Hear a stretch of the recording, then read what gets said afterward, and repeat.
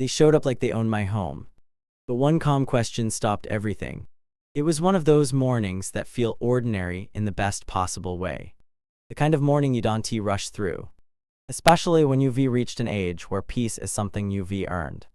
Not something you chase. The sun had just started to rise. Not too bright. Not too dull. Casting a soft golden light across the front yard. I had been awake for a while. Sitting near the window with a warm cup of coffee in my hands. Watching the quiet neighborhood slowly come to life. Birds were hopping across the lawn. The flag across the street barely moving in the still air. And for a moment, everything felt exactly the way it should. This house wasn't just a building to me. It was years of work. Decades of responsibility. And countless memories layered into walls and floors that had seen birthdays, holidays, losses, and victories. Every inch of the property carried a story. That's why mornings like this mattered. They reminded me why I chose a quiet neighborhood, why I paid my dues on time, and why I followed the rules not because I feared authority, but because I believed in mutual respect. I had just taken my second sip of coffee when I noticed movement at the edge of the driveway.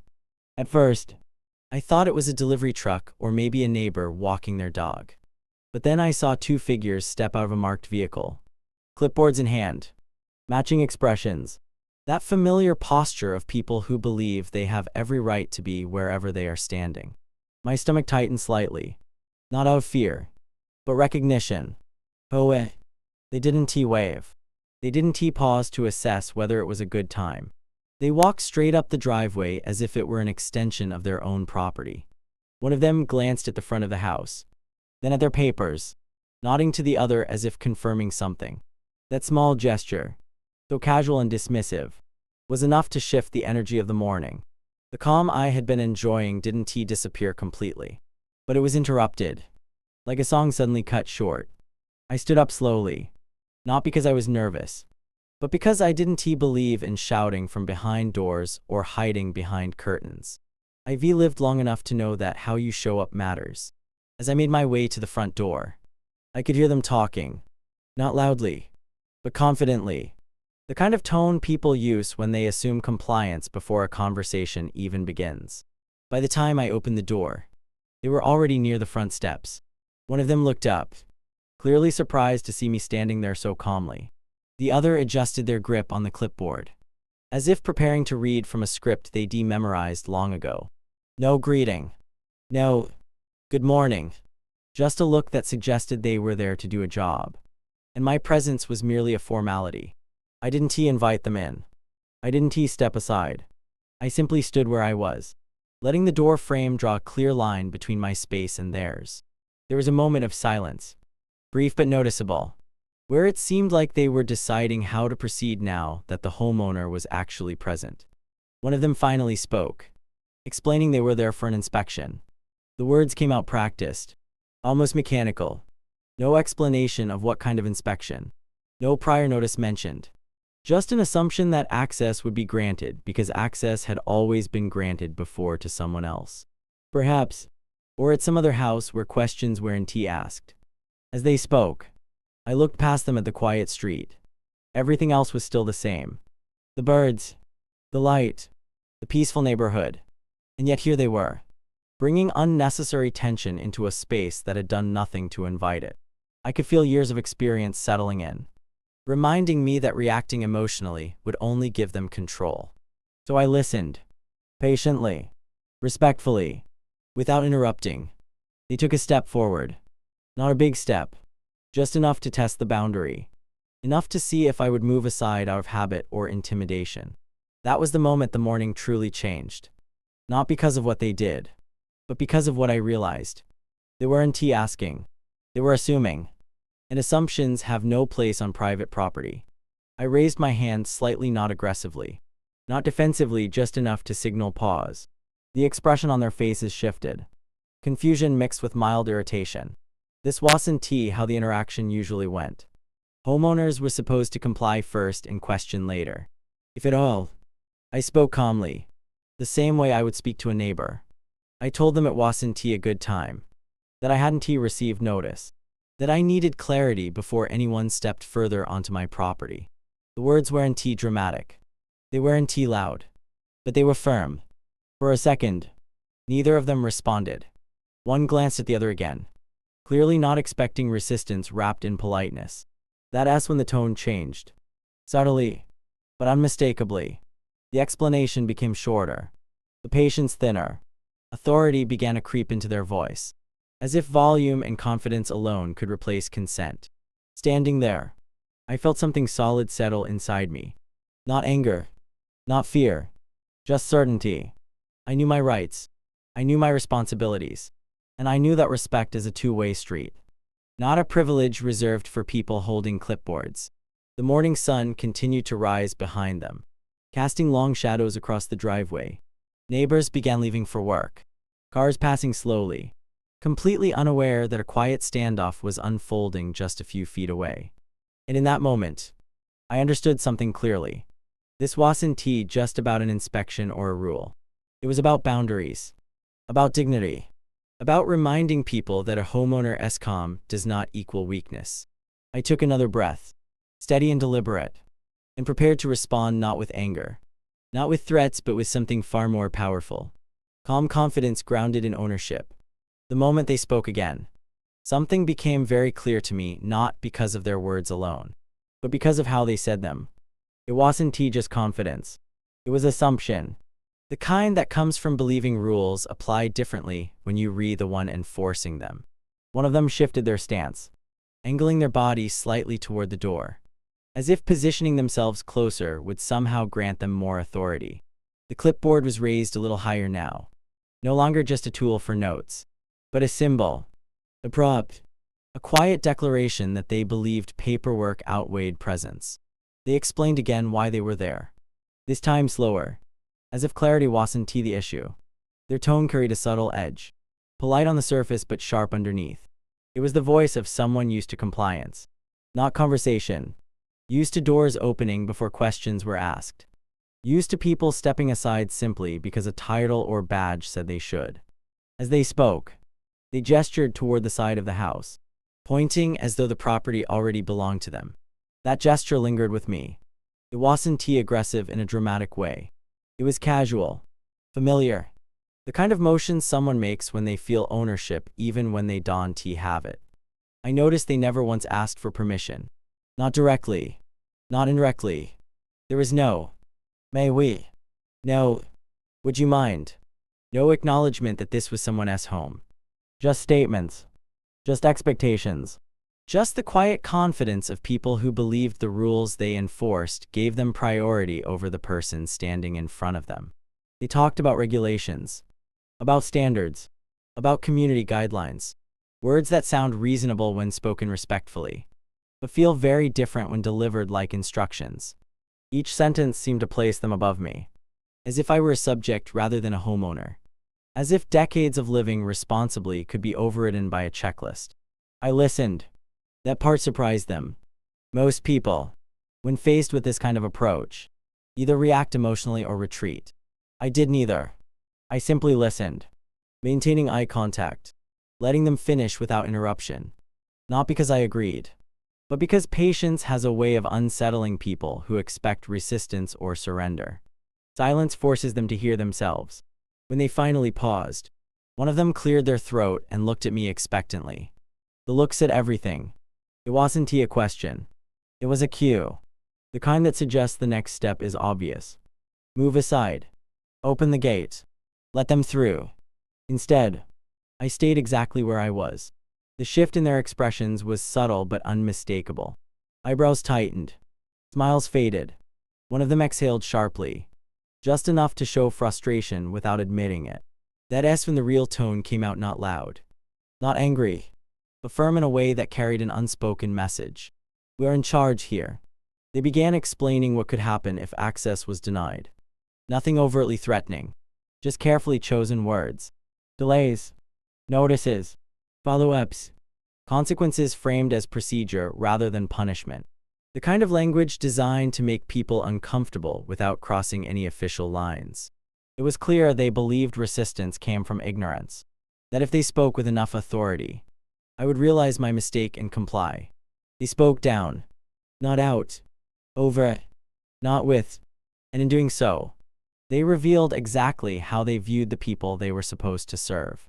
Standing there, I thought about how many times I had seen this play out not just in my own life, but in stories from neighbors, friends, and community meetings. HOA representatives arriving with confidence but no courtesy, enforcing rules without recognizing humanity, forgetting that their role existed because of homeowners, not above them. One of them glanced at their watch, a small but telling gesture. Impatience, as if my refusal to immediately comply was an inconvenience rather than a right. The other tapped the clipboard lightly, emphasizing the importance of what was written there. Paper over people, policy over property. I responded calmly, explaining again that I had not received notice and that I was not comfortable granting access without understanding exactly why they were there and under what authority. My voice remained even. No sarcasm, no raised volume, just clarity. That seemed to irritate them more than anger would have. The conversation began to feel one-sided, not because I wasn't speaking, but because they weren't listening. Every response I gave was met with repetition. The same phrases, the same explanations, the same assumption that persistence would win. They spoke about how everyone else complies, about how this was standard procedure, about how denying access only complicated things. Each statement carried the same underlying belief. Your home may belong to you, but control belongs to us. That belief hung in the air between us. I could see the moment they decided to escalate, not formally, not dramatically, but emotionally. The politeness became thinner. The smiles disappeared entirely. One of them took another step forward, closing the distance just slightly. Not enough to be confrontational, just enough to test me again. I didn't move. That asked when the energy truly shifted. Because in their world, authority moves forward and others move back. When that pattern breaks, it creates discomfort, uncertainty, a challenge to something they rely on without questioning. They began speaking more directly now, less polished. Their words were still professional, but the respect was gone. I was no longer a homeowner to them. I was an obstacle. And that was the moment I understood something important. This wasn't about rules anymore. It was about control. About someone believing their position gave them the right to override boundaries without consent. I thought about the years it took to earn this home. The sacrifices, the planning, the responsibility. I thought about how carefully I had followed rules, paid dues, maintained the property not because someone told me to, but because it was mine. Because ownership means stewardship, not submission. I looked at them again, really looked this time, and realized something else. They weren't villains in a dramatic sense. They weren't yelling. They weren't threatening. They were something far more common and far more dangerous. They were comfortable. Comfortable with authority. Comfortable with assumption. Comfortable speaking to someone as if ownership could be negotiated at the door. And comfort like that doesn't come from malice. It comes from repetition, from never being challenged. Until now, I maintained my composure. Even as the tension thickened, I could feel neighbors glancing over as they passed, sensing something was off. But I didn't rush. I didn't back down. I let the moment breathe. Because moments like this matter. They set precedents. They finally stopped talking, waiting again for me to give them what they wanted. Instead, I gave them something they weren't expecting. I asked them to clarify their authority. Just one question. Calm, direct, unavoidable. And in that instant, the confidence they had arrived with began to waver. I didn't raise my voice. I didn't step forward. I didn't change my posture at all. That was the part that seemed to confuse them the most. People expect resistance to come with movement, hands waving, voices lifting, faces tightening. But I had learned long ago that the most effective way to regain control of a situation is to remain still while everyone else assumes you will bend. When I spoke, it was slow and measured, not because I needed time to think, but because clarity deserves space. I thanked them for explaining their position. That alone seemed to catch them off guard. Courtesy disrupts entitlement when it isn't returned. Then I asked my question. Just one. No build-up. No accusation. No edge in my tone. Under what specific authority are you requesting access to my property today? The words landed softly, but they landed firmly. There was no hostility in them. Yet they couldn't be brushed aside. It wasn't a challenge dressed up as politeness. It was a request for accountability. For a moment, neither of them responded. That pause was everything. The one holding the clipboard looked down at the papers as if the answer might be written there in larger print. The other shifted their weight, glancing briefly toward the street and then back at me. Their confidence, which had been so carefully maintained, now had a hairline crack running through it. I stayed quiet. Silence, when chosen intentionally, has a way of revealing things words try to hide. It forces people to confront what they actually know versus what they assume. And in that silence, I could almost see the internal calculation happening. They were replaying their training, their procedures, their usual interactions, trying to locate where this question fit. They weren't used to being asked this way. Finally, one of them responded. But the answer was different now. Less rehearsed, less smooth. They mentioned general HOA authority, community guidelines, the responsibility to maintain standards. It was a broad response, filled with familiar phrases but lacking something essential. Specificity. I nodded slightly, acknowledging the effort, and then gently followed up not with a counterargument, but with clarification. I asked which section of the bylaws allowed entry without notice. I asked whether there was an emergency declared. I asked if written consent was required. Each question was simple, reasonable, impossible to dismiss as obstruction. The effect was immediate and visible.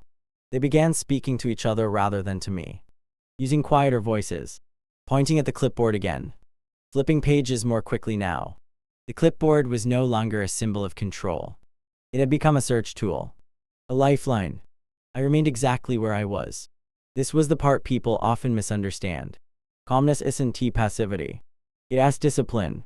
And discipline unsettles those who rely on emotional reactions to assert dominance.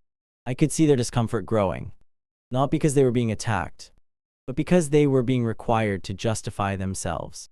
One of them attempted to regain momentum, explaining that these inspections were routine and that homeowners usually cooperated. The word, usually, stood out to me. It carried an expectation, not a right. I responded simply that cooperation comes after clarity, not before it. That sentence shifted the air between us. It wasn't confrontational. It wasn't dismissive. It was factual. And facts, when spoken calmly, have a way of stripping away pretense. The conversation had changed. We were no longer discussing what they wanted to do. We were discussing whether they could. They asked if I was refusing access. I said I was requesting documentation. That distinction mattered. Their faces tightened again. But this time it wasn't irritation. It was uncertainty. Refusal could be escalated. Requests had to be answered. And they didn't seem prepared for that. I explained that I respected the role of the HOA. But that respect did not eliminate the need for consent. I reminded them that this was private property, not common space. My tone remained even, almost conversational, but my words were deliberate. Each one placed responsibility back where it belonged. They attempted to reframe the situation, suggesting that my questions were unnecessary and that delaying the inspection could lead to further action. It was said carefully, framed as concern rather than consequence, but the implication was clear. I didn't react. Instead, I asked them to explain what that further action would involve and under which provision it would be justified. Again, no accusation, just inquiry. That was the moment I saw at the exact second their authority stopped feeling absolute to them. They were no longer speaking from a place of certainty. They were speaking from habit. And habit crumbles quickly when it is examined too closely. One of them cleared their throat and admitted they didn't have the specific section available at the moment. The admission was quiet, almost reluctant. The other nodded slightly, confirming it without saying the words out loud. I thanked them again. That thank you mattered more than they realized. It reframed the exchange. I wasn't opposing them. I was holding them to the same standard they claimed to uphold. And that made it difficult for them to cast me as unreasonable. The conversation slowed down after that. The urgency drained out of it. The confidence that had driven their initial approach softened into caution. They began asking questions now about scheduling, about notice, about whether a follow-up could be arranged. That reversal was subtle but powerful. Just minutes earlier, they had arrived expecting compliance. Now they were negotiating. I could feel the balance shift. Not because I had asserted dominance, but because I had insisted on mutual respect. The kind that recognizes roles without surrendering rights. They stepped back slightly, physically and figuratively. Space returned to the front of my home. The invisible line I had drawn earlier became visible to all of us. And for the first time since they arrived, they looked less like enforcers and more like visitors who had misjudged the situation. I explained that I was open to communication, but only through proper channels. Written notice, clear purpose, documented authority. I wasn't closing the door to cooperation. I was opening the door to procedure. They listened. That alone told me everything I needed to know.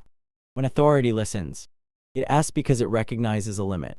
As the conversation wound down, their tone shifted again, this time genuinely professional. The edge was gone, the assumption gone with it.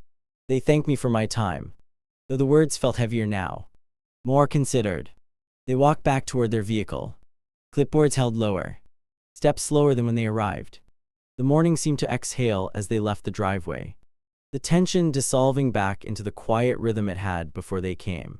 I stood there for a moment longer, not out of triumph, but reflection. Nothing dramatic had happened. No shouting, no threats, no spectacle. Just one question, asked calmly, and answered honestly or not answered at all. That was enough.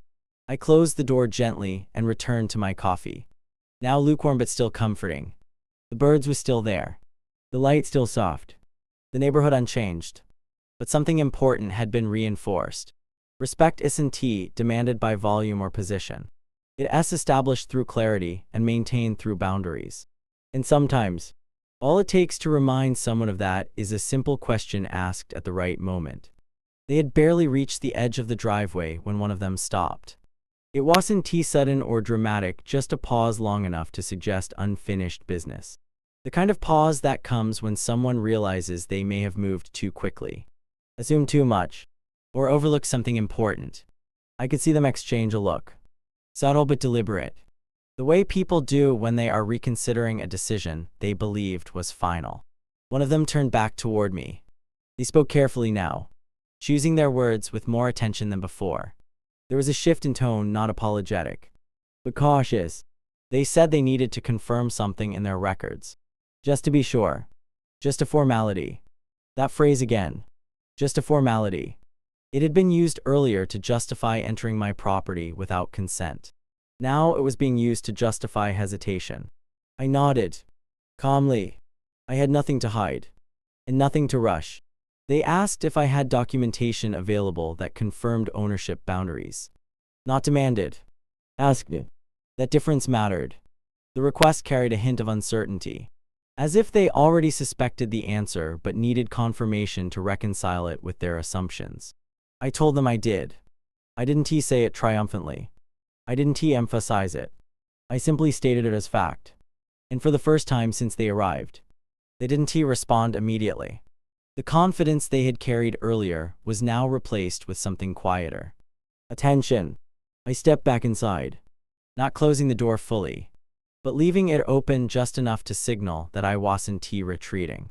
I was retrieving something. The sound of my footsteps echoed softly through the hallway as I walked toward the study. A room that held more than books and paperwork. It held proof. Years of careful record keeping. The kind that comes from understanding that ownership isn't just emotional, it's legal. As I opened the drawer where I kept my property documents, I felt no rush, no adrenaline, just certainty. These papers had been reviewed countless times over the years during refinancing, insurance updates, estate planning. They weren't pulled out in moments of conflict often, but when they were, they spoke clearly. I returned to the door with a slim folder in my hand. Not bulky, not dramatic, just enough to hold what mattered. They watched closely as I stepped back into place. The folder caught their attention immediately. Clipboards were lowered, eyes focused. The dynamic shifted again. Not through words, but through presence. I opened the folder slowly, deliberately. The first document I showed them wasn't flashy. It didn't need to be. It was official, clear, stamped and signed. I pointed out the relevant section. The property boundaries outlined precisely. The language unambiguous. I didn't push it toward them. I held it where they could see it. They leaned in slightly, reading more carefully now. The casual scanning from earlier was gone. This wasn't a checklist item. This was evidence. One of them asked a question, quieter than before, about the extent of the property line. I answered calmly, explaining how the land had been surveyed years ago, how the boundaries included areas they had assumed were common space. I explained how that assumption was common but incorrect. Their faces changed as they listened. It wasn't embarrassment. It was realization. They asked to see another page, then another. Each document reinforced the same truth. The property wasn't just privately owned, it was clearly defined, properly recorded, and well within my rights to protect. I could feel the moment settling in. The weight of it. The shift from authority to accountability. One of them stepped back, exhaling slowly. The other nodded, lips pressed together in thought. There was no argument now. No repetition of policy language. Just quiet processing. They spoke to each other again. But this time their voices were respectful. Almost subdued. They referenced parcel numbers. Language. Survey records. The conversation had moved out of assumption and into verification. I waited. Patience is powerful when you know the truth is on your side. There was no need to rush them through their realization. People need time to reconcile facts with belief, especially when belief has gone unchallenged for a long time. One of them finally looked up and acknowledged what the documents clearly showed. The words came carefully, but they came honestly. They admitted that their records didn't reflect this information accurately, that there had been an error, that the inspection they had intended to conduct did not apply to this portion of the property. They didn't apologize outright. Not yet, but the acknowledgement itself was enough. It signaled something deeper than an apology ever could. They asked if they could make a note in their system. I said, of course. Transparency works both ways. As they wrote, I watched the change in posture. The way their shoulders relaxed now that the confrontation they expected had dissolved into correction.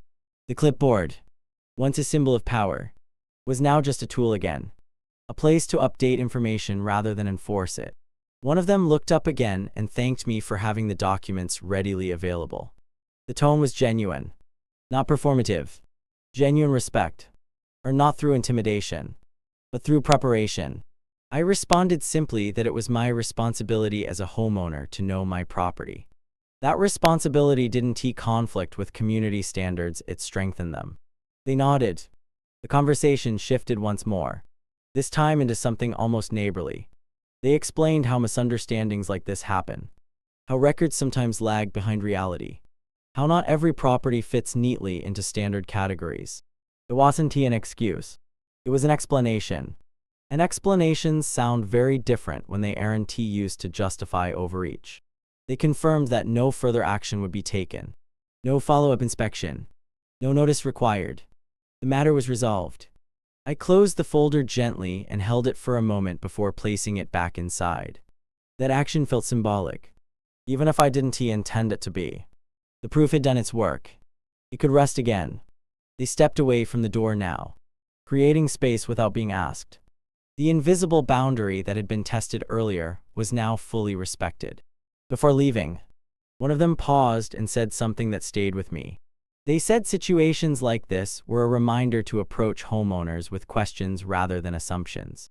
The words were simple, but the meaning was significant. I thanked them for acknowledging that. As they walked back toward their vehicle, their pace was slower than when they arrived, but not heavy, just thoughtful. The kind of walk people take when they've learned something they didn't expect to learn. I stood there for a moment after they left, holding the quiet again. The street returned to its usual rhythm. Cars passed. A neighbor waved. Life continued, unchanged on the surface, but subtly reinforced underneath. This wasn't a victory in the dramatic sense. There were no raised voices, no threats neutralized, no spectacle for anyone to watch. But it was a win in the way that matters most. Because documents don't argue. They don't intimidate. They don't escalate. They simply state the truth. And when the truth is clear, Authority has no choice but to listen. After their vehicle disappeared down the street, the silence felt different than before. Not just quieter, but steadier. The kind of quiet that comes after something has been settled properly. I stood there for a moment longer than necessary. Not because I was replaying the exchange in my head, but because I was letting the feeling pass through me. There was no rush to return to whatever I had been doing. Mornings like this deserve to end slowly. I closed the door and leaned against it briefly. Not out of exhaustion, but reflection. What had happened wasn't dramatic. No one would call it explosive or headline-worthy. But it mattered.